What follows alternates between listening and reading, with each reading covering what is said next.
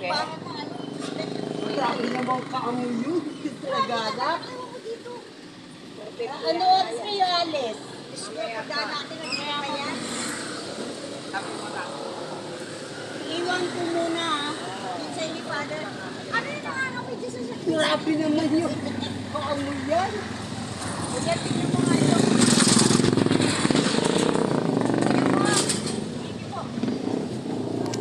Saga po isa. Ayun yung sibuyas. Ha? 195 lahat. Magkano sa ano, tilapia? 150. Kano, te? 150. Saka dalawa nito. Iwan ko yung isda ah. Kasi tanggal yung hasan tsaka yung bituka. Ano, prito, paksiw, pangat. Sasabawan ko yung 2 piraso. Pangatlo.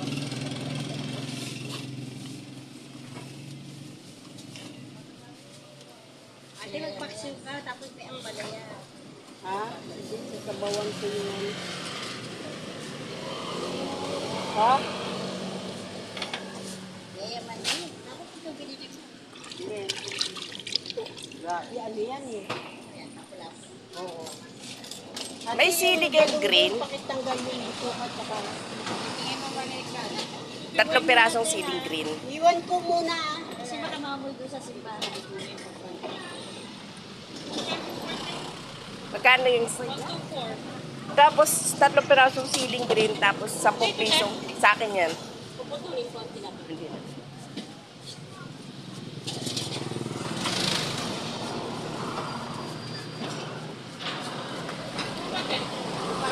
Yan lang. Sile? Ah, 3.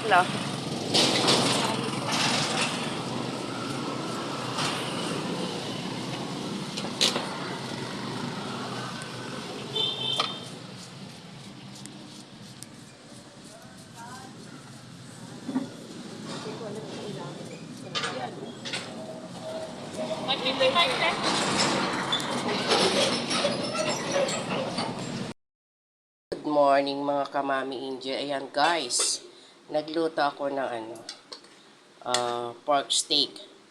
3 pirasong pork chop guys. 1, 2, 3. 3 lang yan guys. Pinork steak ko for Angels and Kuya. Yan guys. Kasi si Kuya tsaka si Angel. Si Angel talaga guys, hindi nag-fish. Hindi ko siya pinapakain ng fish guys. Pero kakain yan guys pagka binigyan ko siya ng fish yung malalaman. Like cream dory, maganda. Basta yung malalaman yung hindi masyadong matinig. Yan guys. Kaya nilutuan ko siya ng pork steak, 3 pork chop guys. Yan. Eh si Kuya kasi guys, hindi mahilig sa isda. Kumakain din siya ng isda, depende sa klase ng isda. Pag type niya yung luto. Yan. Kaya pinagluto ko na lang siya ng ganyan. Tapos, kami ni Dada guys, ayan, 2 pirasong tilapia guys. Yung binili ko kanina madaling araw. Yung lumabas ako madaling araw, nagtapon ako ng basura. Dumiretso na ako sa pagpalengke. Ayan, bumili ako ng 2 tilapia. Ayan, pinirito ko siya guys ng bahagya and then ginataan ko siya para may sauce naman yung aming ulam ni Dada. Tapos nilagyan ko siya ng kalabasa at talong para masustansya pa rin, may gulay. Tapos isda, 2 piraso, tilapia. Yan aming pananghalian. Hanggang hapunan na to guys. Yung luto kong to. 2 pirasong tilapia at yan yung pork steak. Yan. Yan ang aming foods for today. Kaya for today guys, kasi the whole day na namin foods to. Lunch hanggang dinner. Kasi ang breakfast namin guys, nagtinapi kami kanina. Tapos coffee, ganun lang. Si Angel Quaker Oats, si Kuya. Pag ganitong weekend, wala siyang pasok. Hindi pa siya gumigising ng maaga. Kaya ang gising niya, lunch na. Hindi na siya nagbe-breakfast. Yan, nilagyan ko 3 pirasong siling haba. Yan.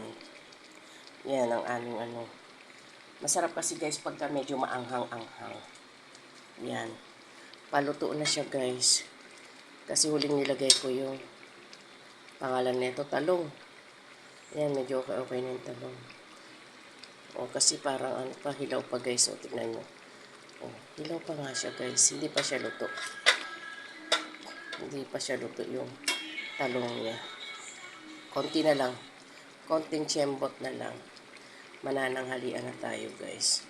Okay lang na late kami mag-lunch guys. Kasi late na rin kami nag-breakfast. Nag-breakfast yata kami. 9 na.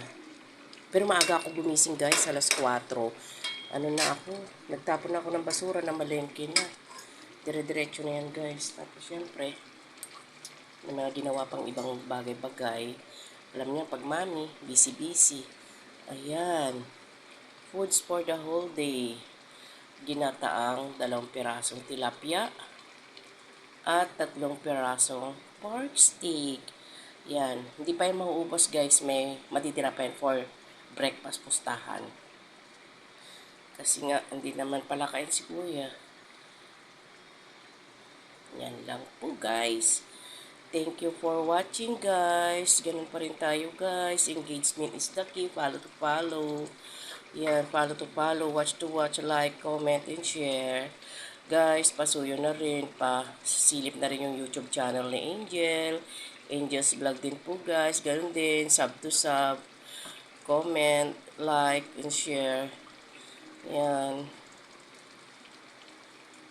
Thank you for watching. God bless you. Yan. Patay na yung apoy nung niluto kong pork steak kasi inuna ko siya niluto. Yan. Eto, huli kasi siyang sinalang ko guys. Kaya nahuli siya. Pero off ko na rin siya.